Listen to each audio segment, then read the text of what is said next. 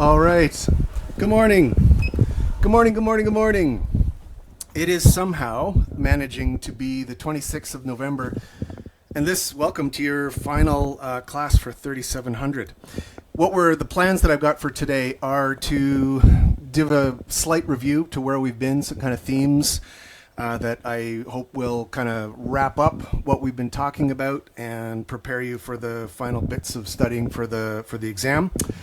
And that won't take too long. And then, if you're interested, I can give you a bit of a story about my research, if that's of interest to you. So put in the chat as we're talking here, as I'm talking here for the next couple of seconds, if the research review or the research kind of presentation is of interest.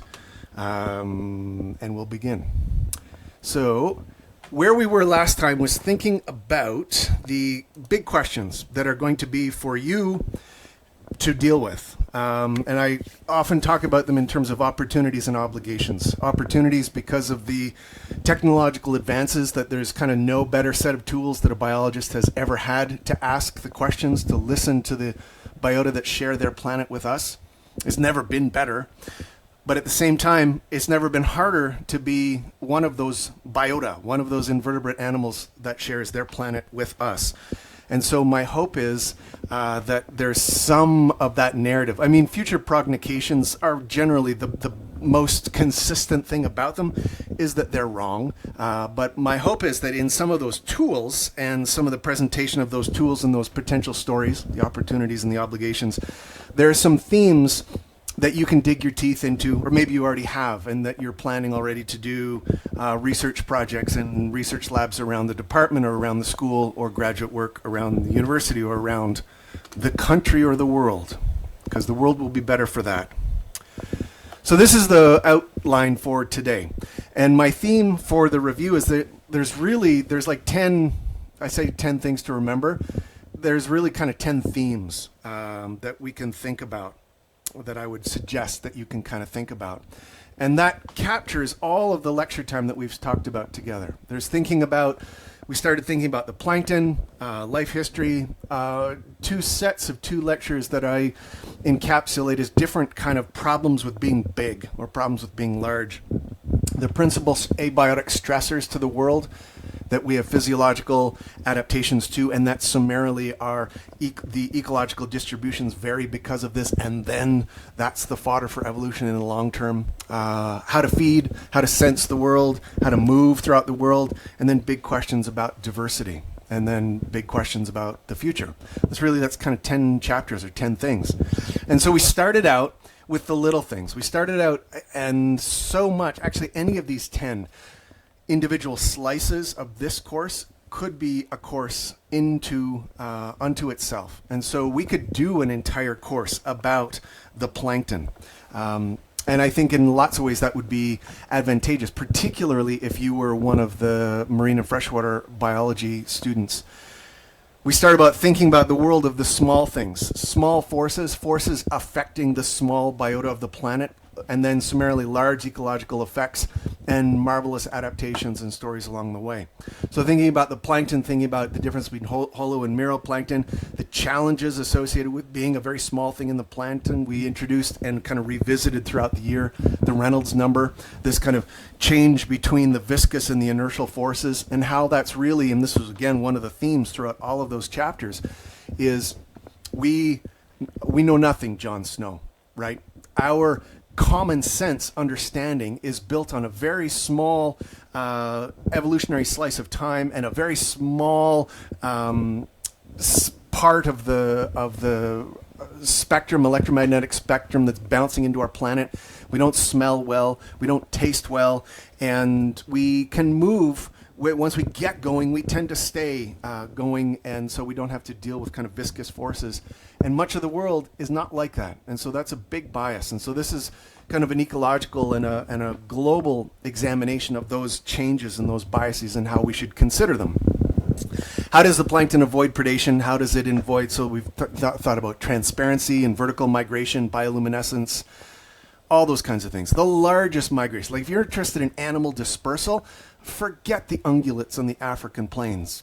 Problematic. let's look at the plankton in your dairy bush ponds. We can look at the little things and see the largest migrations on the planet. Now, speaking from little things to big things, the next kind of slice was 2 chapters or 2 lectures where we talked about life history and really explicitly began to consider trade-offs, evolutionary trade-offs, energetic trade-offs, metabolic trade-offs, and consequentially large rule sets and the invertebrate examples. Those thinking about body size and thinking about associations with body size, thinking about the introduction of asexual or sexual reproduction, and about consequences that you would then expect. So the gonochoristic or hermaphroditic, all of these kinds of things. So big generalized rule sets that we consider and kind of toss around in the biological sciences. And often they are built with vertebrate underpinnings, but the challenge here is to consider how well we understand those rule sets and those trade-offs if we open it up to the larger diversity of the invertebrates who share their planet with us. We then moved into what I kind of think about as 2 sets or 4 lectures where we really are associated with problems with being big or how to get bigger. So molting and mating and excreting. So how do you, if you're, the molting was largely a story about the ecdysozoans, like the molting animals. So how do you reproduce? How do you get larger? How do you excrete toxins in a terrestrial environment, in a saltwater, a marine environment, or an aquatic environment? And the myriad of ways that the invertebrates have to navigate those challenges, and how those challenges, they've actually really in evolutionary, in a measure of their, I suppose, just visualizing their evolutionary success, the number of tips of the Dunedal phylogeny, the number of described or undescribed invertebrate or insect species, they've been really successful at navigating these challenges. The other problems associated with being big, of course, is that and we talked about rules of diffusion. And once you're kind of bigger than a millimeter, you can't really just depend on the environment doing the job for you. You're going to need, you're going to move beyond physical laws, and you're going to need organs and systems and physiology and pigments that facilitate the biophysical laws that govern how it is to be a big animal. Bigger, so most of life is still small, but bigger than a millimeter when the boundary layer and fixed law and your diffusive kind of properties abandon you as a thing upon which you can depend. So we talked about all sorts of different gas exchange organs. The plastron was one I'm particularly enamored with on an ecological level, and in a level that we're going to deal with probably in this part of the world very soon. As the temperatures drop and the lakes begin to freeze over, the problems of hypoxia, the predictable problems, annual problems associated with hypoxia. And then we talked about circulatory systems and built on narratives that you've already kind of been building up and supporting in your growth as a biologist, and thinking about open and closed circulatory systems. And another theme that kind of lifts through all, or kind of weaves through all of these chapters, is the fact that these dichotomies, an open system is this, a closed system is this. It's like, well, there's grades. There's very rarely just the dichotomy. There's intervals in between. And we talked about the evolutionary distribution and the properties associated with different respiratory pigments. We then moved to some problems associated in the lab. We talk about as problems associated with terrestrial life, thinking principally about water loss. And because that is one of the largest abiotic stressors associated with being an animal, an invertebrate on the land, is you keep losing the water. But also the other large abiotic stressor that pretty much describes so much of the distribution and the energy that you put into those trade-offs that we unpacked in the life history section is, how do you deal with the stress of high or low temperature and too much or too little water? And so we talked about this with the cryptonephridial system, with spiracles and cuticle pigmentation behavior, within lineages like the isopods, the crustaceans, that some of them have gills and are marine or are aquatic, and some of them have near lungs and are terrestrial, and how an intermediate, they're just a beautiful example of success across those ecological boundaries. And then we talked about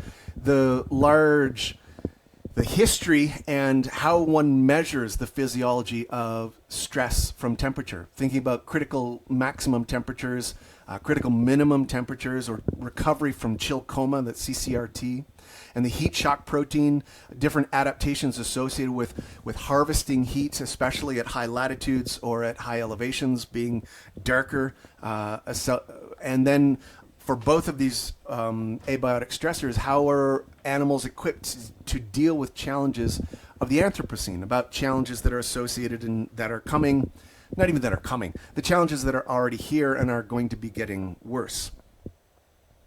We then spent a bunch of time considering feeding methods and considering invertebrate diversity.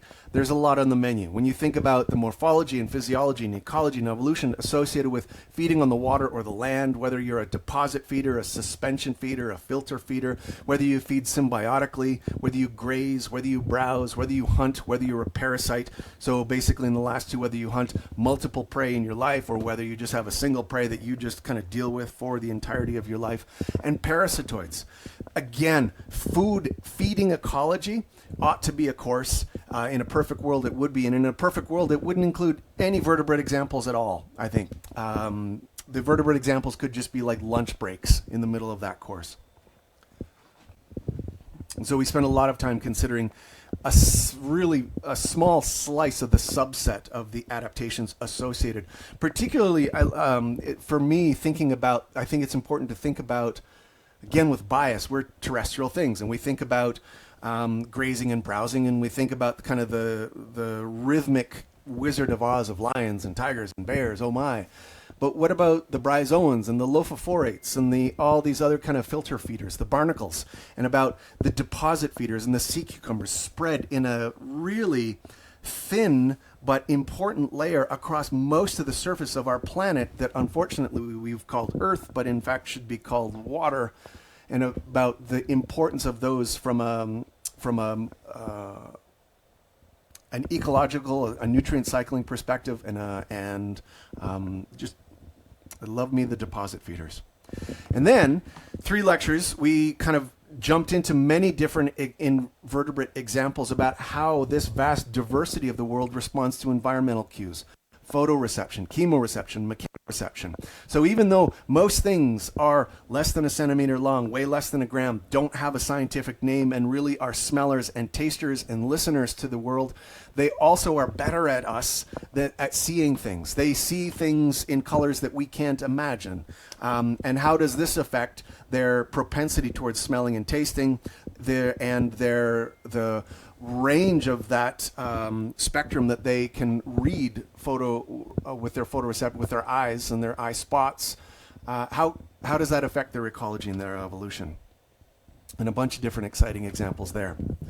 One of the ways that it affects their evolution and their ecology is it changes how the pros and cons associated with moving. If you can't detect shadows, you're going to be a very easy prey item. If you can't, even if you're not making an image with a highly advanced or a highly complicated visual system, photoreceptive system, largely if you're going to need some kind of shadow reception. And so we see a wide distribution of that, and a lot of that is associated with how successful you can be as a sessile thing that retreats every once in a while when there's a shadow, or a mobile thing. And once you are mobile, how do you do it? And what does it allow you to do once you can fly and swim and crawl and walk and run? And thinking about these things, we reintroduce some of the biophysical properties and Reynolds and that kind of thing that we talked about way back in the first couple of chapters, thinking about the plankton. And we also begin to introduce some of the copying and the importance to engineering and robotics and these industries of our own species to learn from the diversity of invertebrates, because they have accrued these low energy efficient solutions through millions of years of evolution, and we ought to look and learn from that.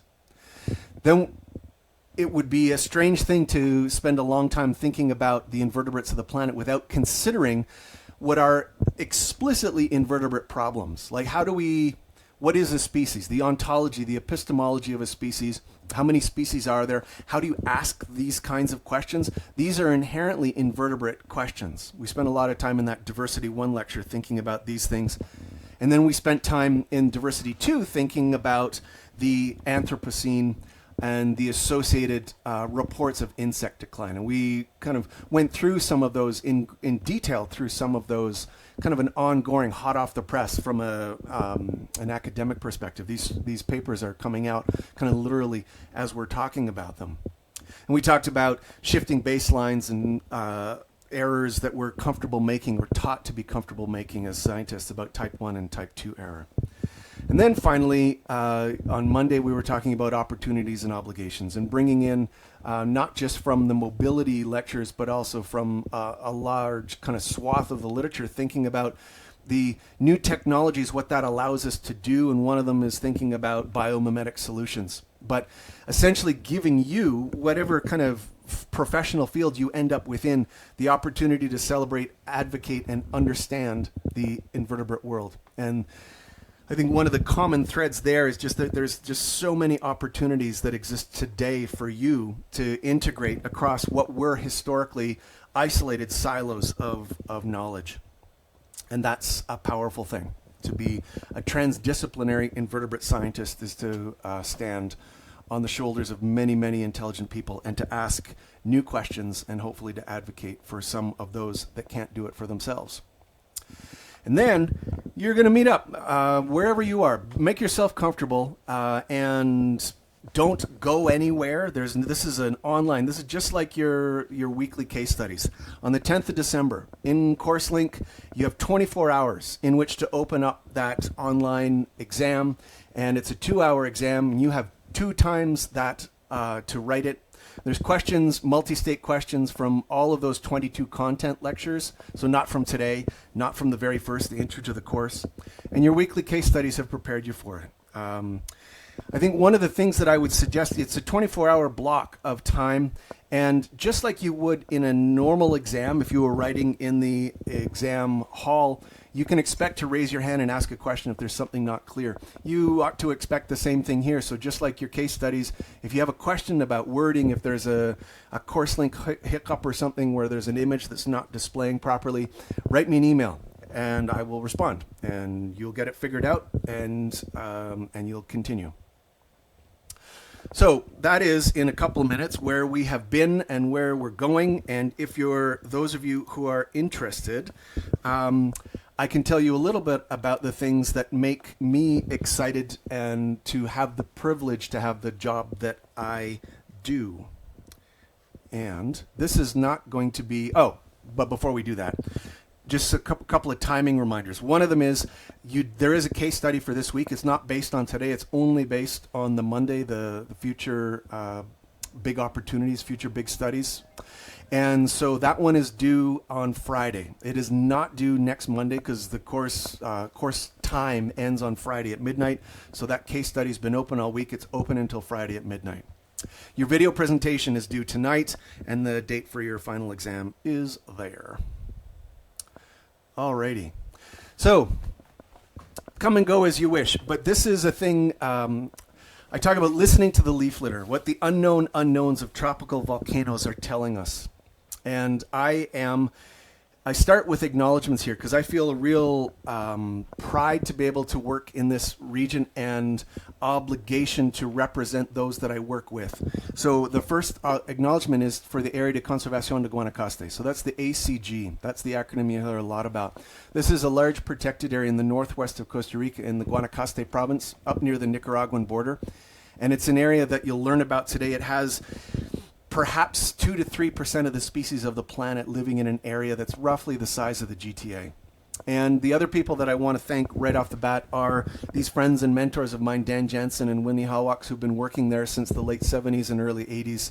And sometimes they say, you know the saying, don't meet your heroes. These were academic heroes of mine as I was doing an undergraduate degree. And I have been privileged to work with them as colleagues for more than 20 years now. And to discover that, meet when your heroes are good people, meet them and try and overlap with them as much as you can. And then another acknowledgement is to the team of parataxonomists and the Costa Rican people that work within the ACG and within the Guanacaste Dry Forest Conservation Fund, this other logo here, which is the NGO associated with supporting the people and the research and the growth of the kind of the biodevelopment of the region. And then finally, to all the graduate students and undergraduate students over the past 20 years that have moved in and around my lab with their questions and enthusiasm and dedication and love for little things. So, and essentially this becomes, if this kind of things interest you, be one of those people in the future. And then there's funding agencies, principally the national ones, the Discovery Grant and the Canada Foundation for Innovation, that have helped my lab do the work that it does. So these are some of the people. These are what is a parataxonomist? I've mentioned this word to you before, and it's essentially a parataxonomist is to a taxonomist as a paramedic is to a doctor. They are the emergency physicians. They are the emergency care out on the landscape. These are people from the Guanacaste region who lived in towns that are within the park or on the outside of the park, that in the early 80s were challenged or given the opportunity that instead of working in a garage or in a hotel industry or in the food service industry or in the agricultural industry, that they could come and be taught with their high school education. And the first generation and most of the second generation, a high school education was the entirety of what their schooling, that they could essentially become master biologists for multiple taxa in one of the most biodiverse regions of the world, and that this was a way to have a good job and to represent the place that you call home. And so I have a lot of love and in just enormous I'm overwhelmed by the growth of this and the growth of the program in my lifetime, and also the changes and the literacy that they have brought to the world. And so I am very honored to be able to work with them.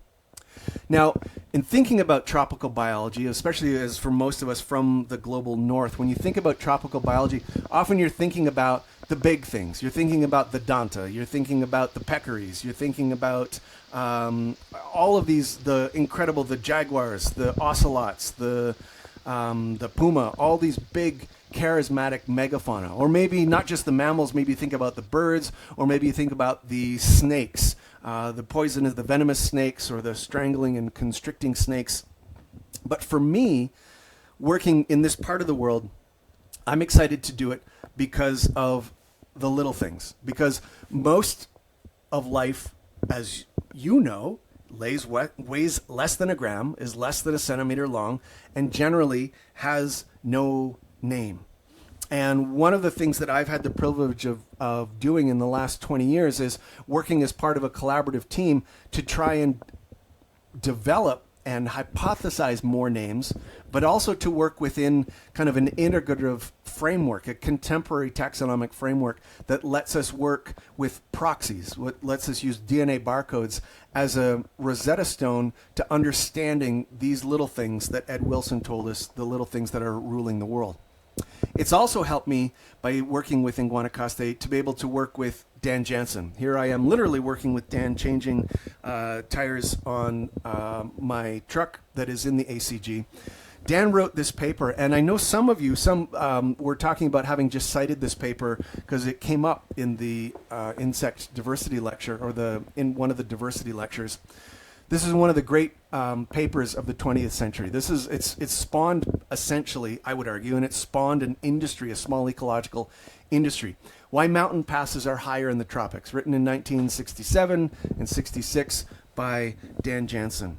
This is Dan. Dan is a symbiotic organism. We talked about kind of unpacking and leaving behind the role of competition. Dan is a symbiotic. Dan and Winnie, this is one of the things that I was privileged to discover and to take advantage of and to collaborate, is that I collaborate with both of these eminent tropical ecologists. And this is their home in Costa Rica, with bags of insects, with identification books, stacking with little bits of termites that are colonizing some of their books and eating them into the ground, and then some honorary degrees in the upper. I love this place and these people.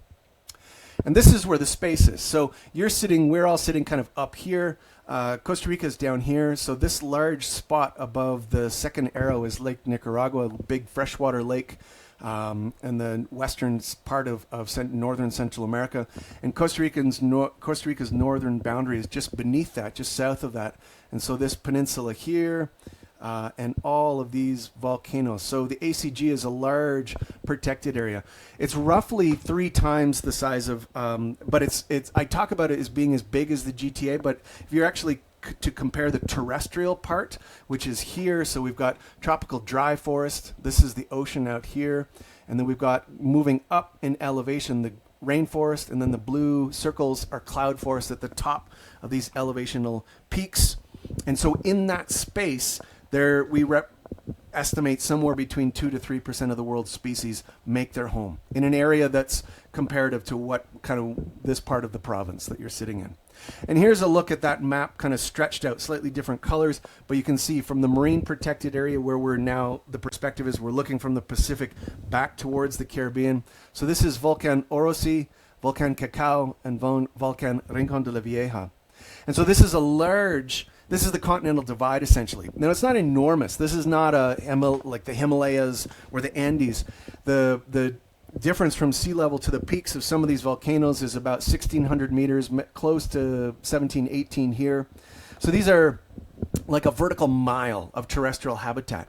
But within that vertical mile, we see incredible changes, historically predictable changes in abiotic conditions that I've been emphasizing to you in terms of temperature and precipitation. And I'm going to try and take you there to the forest. We're going to start in the dry forest just by this yellow dot right here, which is called Playa Naranjo, which is the forests look like this. So as you're watching this, you're seeing like a bright sky on the other side of the canopy.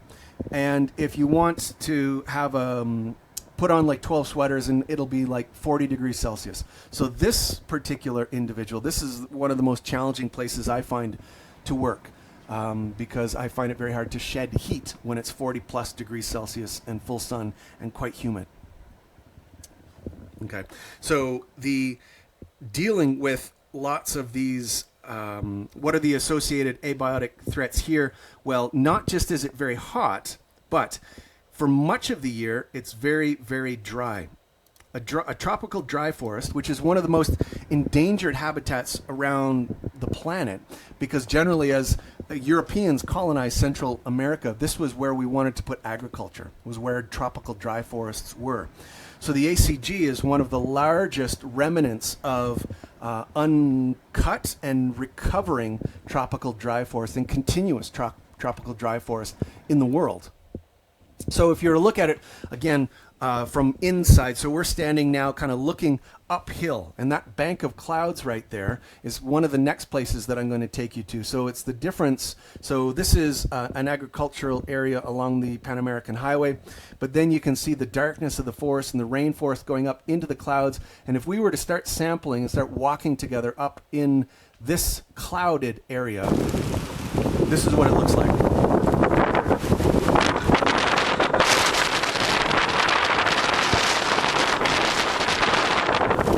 So I apologize for the sound there, but I love being taken to that spot, because that's the continental divide. That's the tropical cloud forest. So it's an area that's consistently covered in cloud. It's basically like the conditions in the bottom of your refrigerator. So in Costa Rica, it might be 9 degrees Celsius and just raining much of the year, or dripping with clouds much of the year. So very different. And those two areas, those two forests with the intervening conditions of the rainforest, occur within about a 30-kilometer transect. Amazing variety of ecological conditions. Now, one of the problems that's happening associated with the climate crisis is the clouds that historically cap and keep these cloud forests cold and wet, and keep the rainforests raining and intermediately hot, and keep the dry forests seasonally wet, but then seasonally very, very dry. The clouds that drive this, these orographic clouds that form coming off the ocean going and are pushed up high elevation mountains, they're becoming less and less frequent. And this is a problem. So the cloud forest, the top of that mountain, which should be like the last, is often now more like this, where wisps of cloud are seen, but often bright blue sky is prevalent at the tops of these mountains. And associated with that bright blue sky, associated in a future without clouds, are expectedly radical changes in abiotic conditions like the moisture, precipitation, the temperature of the air, the temperature of the soil. And so the question in my career that I need passionate people to ask and to help us answer is to figure out what's going to happen to the little things in the leaf litter, to the ants and to the beetles and the other small things in this Anthropocene, and to help us work to prevent it and to help us work with the people of Costa Rica through the ACG and the Guanacaste Dry Forest Conservation Fund to protect and preserve the spaces so that these animals have the best chance of dealing with these problems. Because we know some of what's going to happen, or we can predict. So we have writ across the landscape right now with these ants in colors being representatives. We have communities that are very different. That we have cloud forest communities of insects and arthropods and invertebrates that are very different from the mid-elevation rainforest community, that are in turn very different from the dry forest community. And what we anticipate happening is kind of three stories that's going to be shown in the next slide. Watch those cloud forest ants. Where it happens to the blue species, well, they go extinct. Because if the cloud goes and things get hotter and drier at the top, there's nowhere colder and wetter to go to. And so you're isolated in this little sky island and you go extinct. And so some of what happens then, so there's mountaintop extinction, but there can be, so we've got red and black rainforest, red dry forest species. And so if we watch what happens to them, we see some capacity for migration. But we know because of, and this comes back to Dan's 1967 paper, because of the long-term environmental stability of these zones, the variation in the dry forest is highest, but it's not much compared to here. And I'll show you some pictures of this. We don't see much capacity for migration, and so we in turn see attrition. So at the lowest elevations, there's nowhere hotter and drier to come from as things get hotter and drier there. And then we see the loss of many species because they're not able to move. Now, some of the things we know about these tropical mountains. Amber, I just saw your comment associated with the wind that I would blow away. So literally, as I've walked across that, I'm carrying a big canoe barrel, if you know what those are. So like the hard plastic barrel. So it's essentially like a large keel on my back as I'm hiking up to the tops of these mountains. And there have been times when the wind has been strong enough that as I'm walking, I'm not walking across the top, I'm crawling so that I can hold on to the rocks and to the surface of that continental divide and not be kind of blown and tipped over with my wind keel on the back. It's lovely. So one of the things we know is that these way that temperature ought to change across these elevational gradients. But one of the things we also know is that we know it in general from a small number of cases, and we don't measure it precisely or consistently, and we ought to do that. And so what I've started to do since 2012 is maintain this array of data loggers for precipitation and temperature across this elevational gradient consistently in the air and the soil for the past, whatever that is, 12, 13 years. Measuring every 15 minutes, measuring temperature and then measuring precipitation as it occurs. So on this one central volcano on Volcan Cacao, 8 sites across a 1,500 meter elevational. So millions and millions of measurements. And one of the things that I have, as you've seen, I think visualizing data is a real important part of scientific communication, but also scientific literacy. So my initial question was, how do you visualize millions and millions of data points at the same time without resorting to averages, like 8 points? Which can tell you a story. And from a communication and a scientific visualization, a scientific literacy perspective, I was really taken and struck by what Ed Hawkins called these warming stripes. So in the bottom left-hand corner there, this is a progression at a space in time, where the annual, for that space in time, the annual temperature average for a large chunk of old time is then compared to every yearly average. And the departure from that yearly average, if it's colder, it's darker blue. If it's hotter, it's increasingly darker red, tells you a narrative. This is a really efficient way to tell you a narrative about the climate crisis, about the difference between weather and climate, the progressing onward march of what historically would have been hot temperatures. And so I've adapted these warming stripes in Costa Rica because I have finer grained data than the yearly average. I can every 15 minutes. So we take a slice like this to make every line of this particular scarf is the daily maximum temperature at one location. And so it's redder or bluer compared just as to how hot it is. And so you can see seasonal changes, a dry season, a rainy season, a dry season. This was actually an El Nino or a very hot year. And so we can do that we took you to the dry forest before. This is what that looks like in a high resolution gigapan. And this is what it looks like when you measure the temperature there through time. And so you see, what I can see here and what I can share with you is the periodicity of big temperature changes. And in Costa Rica, these are large swings in temperature from high 40s, mid 40s to the coldness of the mid 20s, compared to the cloud forest, which still has a bit of an annual cycle of a little bit hotter, but you can see the changes. This is only like a 10-degree slice of color here.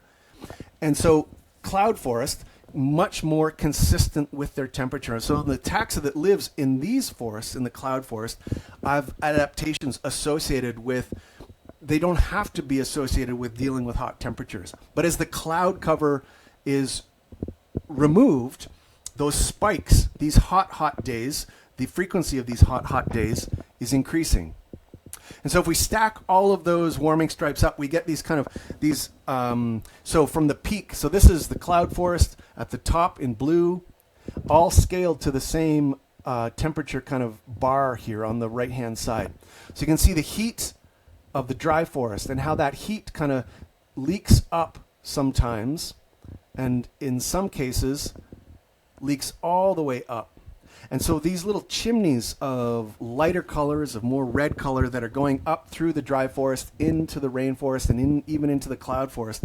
This is a signature. This was an El Nino event, but this is a signature of how the climate crisis will alter and will affect. And we will see an increasing periodicity and an increasing average temperature in the cloud forest. And this will be a bad thing because most of those species don't have much of a capacity to deal with that. And this is what it looks like in a slightly different way. So me taking those daily temperatures, comparing it to the site average, this is just for the cloud forest. Red and orange on the top are days that are hotter than normal.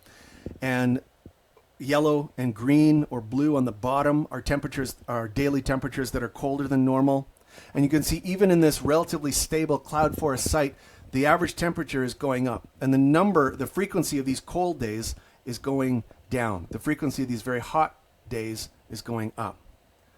And this is all taking place within 25 kilometer long slice and a vertical mile. But abiotically, it's kind of the same as working from jazz to Motown, from Detroit to New Orleans, but in an area that's smaller than Toronto. And so listening to these little things, I want to tell these stories associated with not just diversity, but with tolerance and using simple physiological measures to estimate capacity. Now, there are some Canadian scientists at McGill and the University of British Columbia who are really good scientists who have done several different meta-analyses that published in big journals, like PNAS on the left-hand side is like the third biggest journal in the scientific world, where they essentially concluded by looking at, a meta-analysis, they gathered all of the different data associated with critical maximum temperature, critical minimum temperature, and what they concluded was that for terrestrial ectotherms, heat tolerance does not vary with elevation. Intuitively, I find this surprising. This is what their data looks like, though. This is their data from 2014 and the bigger data set in 2019. And you can see in their data set, there really is no relationship at all. That when you go from low elevations to high elevations, there's certainly biases, and we can unpack those biases together. But in the data that exists in the world today, which we know is biased, which we know most invertebrate groups are not well enough studied to have these estimates. But all that being said, for the data that we have, there doesn't seem to be a trend associated with elevation. So that big change in abiotic conditions from the refrigerator at the top blowing Amber and myself off of the mountaintop and down to that 40 degrees where I turn into the sweaty, greasy puddle, there's this data, this meta-analysis suggests that the invertebrates that live there don't have differing capacity to deal with those abiotic changes.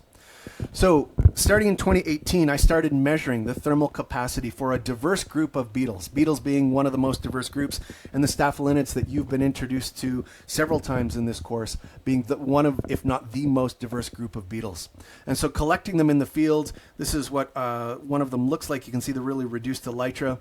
Exposing them to a critical maximum temperature and a critical minimum temperature experiments, and then barcoding, bringing back the individuals and barcoding them to understand who is whom, who is who.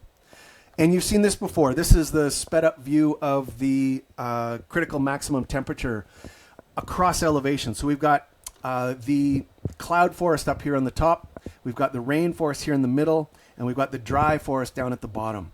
We can see right out, and this is sped up, but what you can see right off the bat is that temperatures rise up. The spasm here was the thing. This is the cloud forest taxa spasming right away, showing you just in this video there is less capacity in the cloud forest than there is in the dry forest. But there is a limit. There are limits in the dry forest. There are limits in all of these. And so some initial slices of data showed this really kind of clear pattern. And as we've continued collecting data over the past, what you see here is across a community level that the heat tolerance does decline significantly with elevation. So dry forest to rainforest to cloud forest, you see a decline in the capacity. And that's associated with the box plot here, which is the measures of the air temperature, so the variability of the environmental temperature across the same gradient. So if we take another closer look at that meta-analysis, and I said we can unpack some of the biases, I'll then replot their data in blue and the ACG preliminary slice of data in red.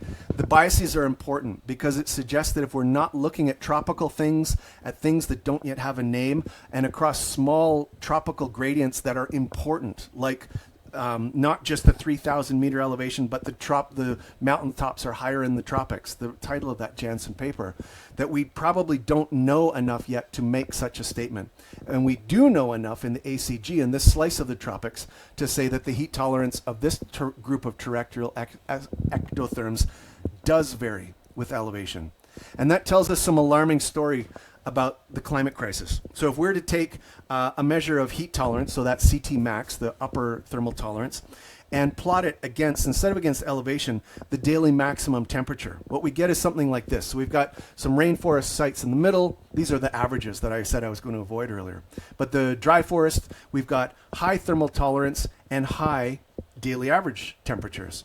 But down here, this is a problem. The highest elevation rainforest and the cloud forest taxa, these are communities that have no physiological capacity for what's coming.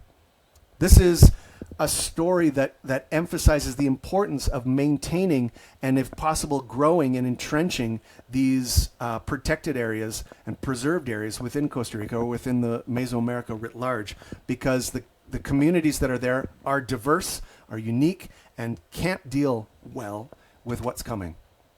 Let's flip the axes a bit, though. Instead, we'll look at thermal capacity on the y-axis and elevation on the x-axis. So capacity here is kind of a back of the napkin, kind of an intermediate variable where I take the difference between the community average for thermal tolerance and the average maximum temperature for that site.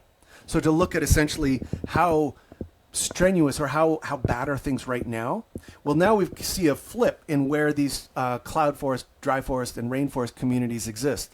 That now the story in this graph is that the species that are living in those dry forests, yes, they have higher capacity, but they're the species that are living all in an environment that is already presenting them with environmental temperatures that meet or exceed their thermal capacity. So they're already drawing down their bank reserves, essentially their behavioral techniques that maybe let them escape into the soil to get out of. But that means the trade-offs associated with that are significant. They won't be able to eat as much because they're not out foraging. They're escaping the temperature by going down into the soil. So in all of these stories, this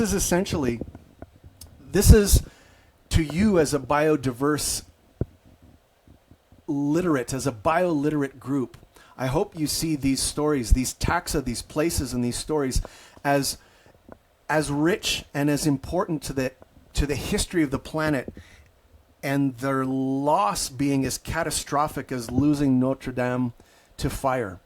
And so the fire, so maybe not as dramatic as seeing these large plumes of fire, flame and smoke in Paris, but seeing a decreasing frequency of the cloud cover that is exposing the isolated and diverse groups with low physiological capacity for the future in the cloud forests, where we need to understand what it is we're going to lose and how we can best prevent that loss.